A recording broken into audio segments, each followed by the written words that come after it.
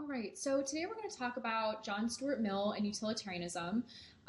If you felt that Kant was a little too rigid, yet Aristotle was a little too flexible and fluid, then you might appreciate utilitarianism because it's a good balance between being too rigid, yet also allowing some sort of flexibility, right? So, utilitarianism is a part of consequentialist philosophy, right? Its methodology is consequentialist.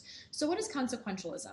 Well, earlier with Kant, we were talking about deontology, and so really thinking about the intentionality behind one's actions, whereas with John Stuart Mill and other utilitarians, we're thinking about the consequences of one's actions, right? What are the goals? What are we actually achieving? What is the outcome of our action? So utilitarianism is a specific type of consequentialist theory because we're assessing the outcome of our actions. You also had read about ethical egoism, which is really thinking about the outcome of our actions, but just in terms of how our actions benefit ourselves, right? Are we promoting our own happiness? So are we promoting our own self-interest? Is the outcome of our actions maximizing our self-interest? So when we think about self-interest, we're not just thinking about selfishness. We're not just thinking about doing things that help ourselves at the expense of others, because sometimes that can kind of turn the other way. And if we just do things for ourselves and we end up hurting a bunch of other people, then they could potentially hurt us. So it's within our self-interest to actually cooperate with others, right? So you see that distinction there between being selfish versus being self-interested, right? Ethical egoism is just basically saying that we as human beings are motivated by what is in our self-interest, and therefore we shouldn't be expected to do anything beyond that because that's just how we are, that's just how we're wired. But when we're thinking about self-interest, we're not just thinking about me at the expense of everyone else, right? It's not always to the detriment of others. We are thinking about me, but we're also thinking about how it is within our self-interest or how it benefits us to have other people like us, to work with people, to get along with people, right? So that's kind of the gist of ethical egoism. You're thinking about the consequences of your actions in terms of how they benefit you, right? Rather than how they benefit other people.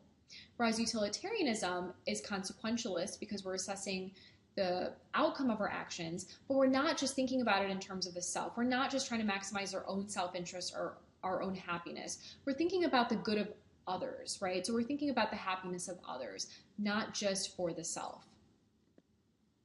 So Jeremy Bentham is pretty much the father of utilitarianism, and so his theory is very similar to Mill's theory, but he coined the foundations of utilitarianism as the principle of utility.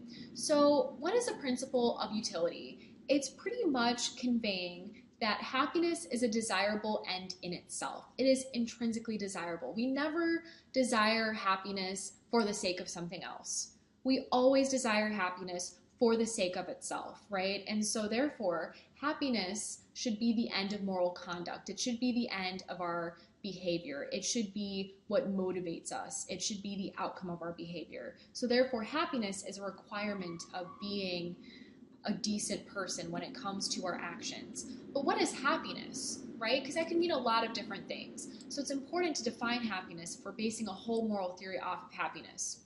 So happiness is pleasure, the presence of pleasure in the absence of pain, right? So very simple, right? Very simplistic idea of what happiness is.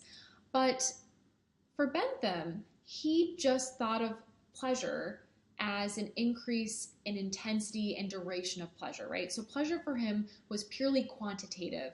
You're just thinking about pleasure in a very numerical way, right? He had kind of a happiness, pleasure calculus where he basically was trying to figure out, okay, if I do this action, then it's going to increase pleasure and it's going to potentially add X amount of pain here. So how can I get the most quantity, right? The greatest amount of pleasure. But that seems a little short-sighted considering how complex we are as human beings. And this is where John Stuart Mill comes in and kind of modifies the theory into the greatest happiness principle. So John Stuart Mill was a political philosopher, moral theorist.